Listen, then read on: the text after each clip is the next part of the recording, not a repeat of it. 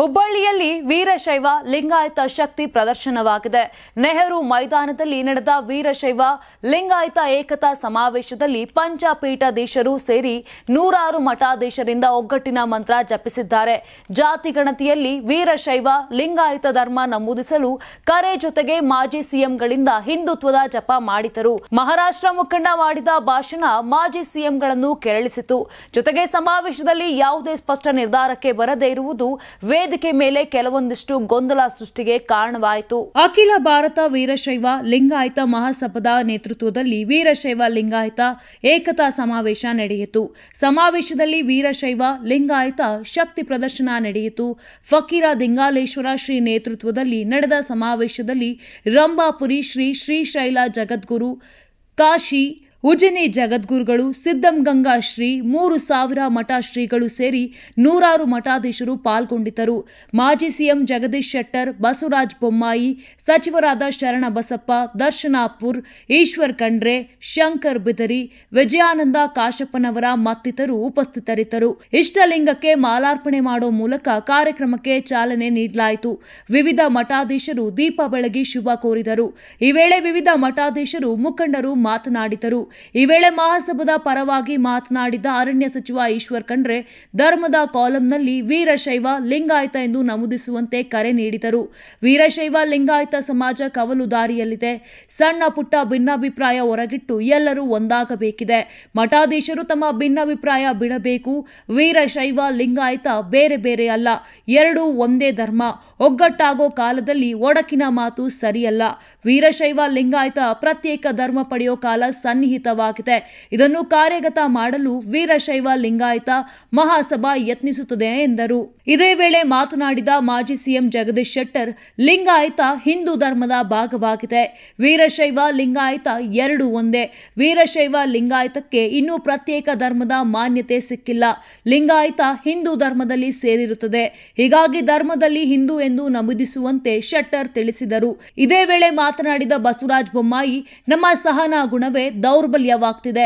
ನಮ್ಮಲ್ಲಿ ಒಗ್ಗಟ್ಟಿಲ್ಲ. ಒಗ್ಗಟ್ಟಿದ್ದಲ್ಲಿ ಯಾರು ನಮ್ಮನ್ನು ಮುಟ್ಟೋ ಸಾಹಸ ಮಾಡಲ್ಲ.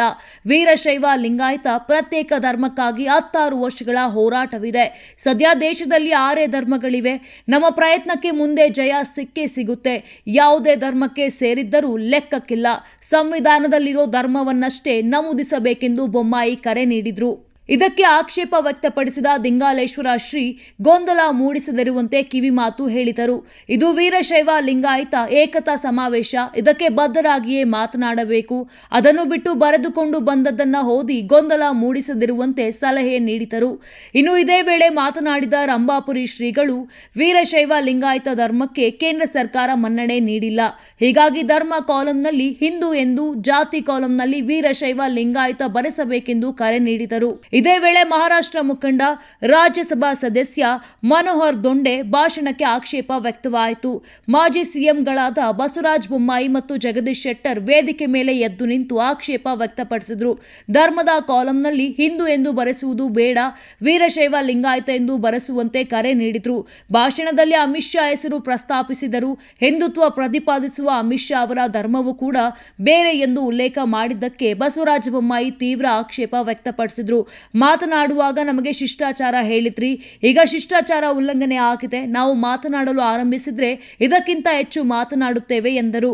ಬಸವರಾಜ ಬೊಮ್ಮಾಯಿ, ಜಗದೀಶ್ ಶೆಟ್ಟರ್ ಇಬ್ಬರು ವೇದಿಕೆ ಮೇಲೆದ್ದು ಆಕ್ರೋಶ ವ್ಯಕ್ತಪಡಿಸಿ ವೇದಿಕೆಯಿಂದ ಎದ್ದು ಹೊರಡಲು ಮುಂದಾದರು. ಉಭಯ ನಾಯಕರನ್ನ ಈಶ್ವರ್ ಖಂಡ್ರೆ ಸಮಾಧಾನ ಪಡಿಸಿದ್ರು. ಆದರೆ ಸಮಾವೇಶ ಯಾವುದೇ ಸ್ಪಷ್ಟ ನಿರ್ಧಾರಕ್ಕೆ ಬಾರದೆ ಗೊಂದಲದಲ್ಲೇ ಕಾರ್ಯಕ್ರಮ ಮುಗಿತು. ಇದಕ್ಕೂ ಮುನ್ನ 3000 ಮಠದಿಂದ ನೆಹರು ಮೈದಾನದವರೆಗೆ ಮೆರವಣಿಗೆ ನಡೆಯಿತು. ವಿವಿಧ ಮಠಾಧೀಶರು, ಸಾವಿರಾರು ಜನ ಮೆರವಣಿಗೆಯಲ್ಲಿ ಭಾಗಿಯಾಗಿದ್ದರು. ದೇಶದ ವಿವಿಧೆಡೆಯ ಮಠಾಧೀಶರು ಪಾಲ್ಗೊಂಡಿದ್ದರಿಂದ ನೆಹರು ಮೈದಾನ ಕಾವಿಮಯವಾಗಿತ್ತು. ಕ್ಯಾಮರಾ ಜರ್ನಲಿಸ್ಟ್ ಹೇಮಂತ್ ಜೊತೆ ಸಂಗಮೇಶ್, ಸತ್ತಿಗೆರೆ, ಕರ್ನಾಟಕ ಟಿವಿ, ಹುಬ್ಬಳ್ಳಿ. ನೀವು ಸಣ್ಣ ಆಗ್ಬೇಕಲ್ವಾ? ಅದು ಒಂದು ಉತ್ತಮ ಆಹಾರದಿಂದ ಸಣ್ಣ ಆಗ್ಬೇಕಲ್ವಾ? ಪ್ರತಿದಿನ ನಮ್ಮ ಜೀನಿ ಸ್ಲಿಮ್ ನ ಯೂಸ್ ಮಾಡಿ ಯಾವುದೇ ಸೈಡ್ ಎಫೆಕ್ಟ್ ಇಲ್ದಂಗೆ ನೀವು ಸಣ್ಣ ಆಗ್ತೀರಾ. Karibasaveshwara agri India private limited ರವರ ನಂಬರ್ 1 ಸ್ಪ್ರಿಂಕ್ಲರ್ ಪೈಪ್. ನಮ್ಮ ಕರ್ನಾಟಕ ರಾಜ್ಯದಲ್ಲಿ ಕಳೆದ ವರ್ಷದ ನೀಟ್ ಮತ್ತು ಐಐಟಿ ಜೆಇಇ ಪರೀಕ್ಷೆಯಲ್ಲಿ ಸಾವಿರಾರು ಉಚಿತ ಮೆಡಿಕಲ್ ಹಾಗೂ ಐಐಟಿ ಸೀಟ್ಗಳನ್ನು ನೀಡಿರುವ ನಮ್ಮ ಹೆಮ್ಮೆಯ ಎಕ್ಸೆಲ್ ಅಕಾಡೆಮಿಕ್ಸ್ ವಿದ್ಯಾಸಂಸ್ಥೆಯಾಗಿದೆ. ಒಂದು ವರ್ಷದ ಲಾಂಗ್ ಟರ್ಮ್ ನೀಟ್, ಸಿಇಟಿ ಮತ್ತು ಐಐಟಿ ಜೆಇಇ ದಾಖಲಾತಿ ಪ್ರಾರಂಭವಾಗಿದೆ. ಮೆಡಿಕಲ್ ಅಂದರೆ ಎಕ್ಸೆಲ್, ಎಕ್ಸೆಲ್ ಅಂದ್ರೆ ಮೆಡಿಕಲ್.